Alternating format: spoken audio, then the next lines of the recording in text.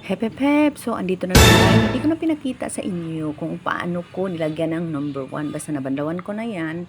Tapos, nag-proceed na ako sa number 2. Pagkatapos kasi ng number 1, kung ribbon lang siya with Brazilian, lalagyan mo yan ng treatment and then lalagyan mo siya ng Brazilian. Tapos, patuyuin mo siya bago mo siya i-plancha. So, ayan na. Paglalagay natin ng Brazilian, nagsusolo-solo tayo dyan. So, ganyan lang ako maglagay. Hindi ko na kailangan ng plato-plato kasi nagtitipid nga ako, di ba?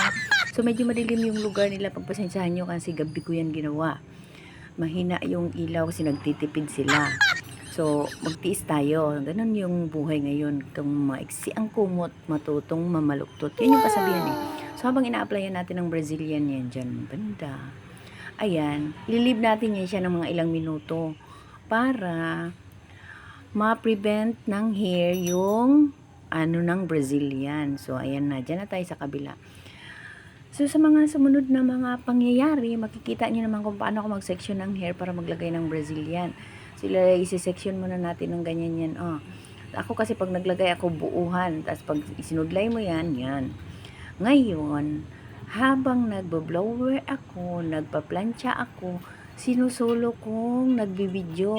Alam niyo ba kung ano yung ginawa ko niyan? Kinain ko yung cellphone ko niyan para lang makita na nag-blower ako. Kasi pagkatapos kong lagyan ng Brazilian niya, i-blower mo yan, patutuyuin mo yan bago mo yan ipa-plancha para makikita mo yung magandang result niya. Pero kung hindi ka marunong talaga at hindi ka expert, wag mo na lang pangarapin kasi makakasira ka ng buhay ng iba. Baka mapatay ka pa nila. So, ayan na ang result natin. So, first pa lang yan ha. First pa lang yan. Yan. Nakikita nyo naman, di ba? Bouncy na siya. So, sa first step pa lang yan, pagkatapos natin nilagay ng Brazilian na hindi pa natin yun plancha. Ngayon, nag-umpisa na tayong mag-plancha. So, ayan na yung result niya. So, binilisan natin ng konti para mas madali. So, ayan na siya. So, nandiyan na tayo sa part na yan na nagpa-plancha. So, pinapakita ko lang sa inyo kung ano yung pagkaibahan, kinaibahan. So, di naman kabalo ano yung Tagalog pa manggod. So, ayan na, na-plancha na natin yung sa likod. So, makikita nyo naman, pagpasensyahan nyo na madilim talaga siya. Kasi kung maliwanag yan, makikita nyo talaga ang shine ng hair talaga niya. Kaya, nilalagyan ko ng plus light. So, ayan, di ba makikita nyo naman pag naanohan siya ng ilaw. Wow!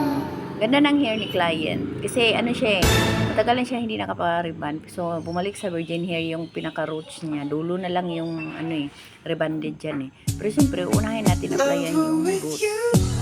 So, ayan na yung result niya. Result.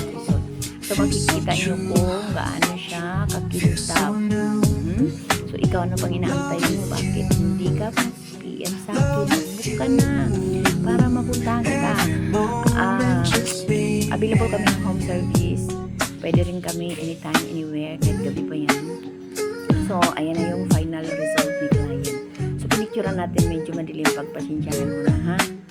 So, kung nagustuhan mo yung video kung ito, i-follow mo ako. Paki-share na rin para mas marami ang makakita. Marami magbuksan yung magkakapera ako. Thank you for watching.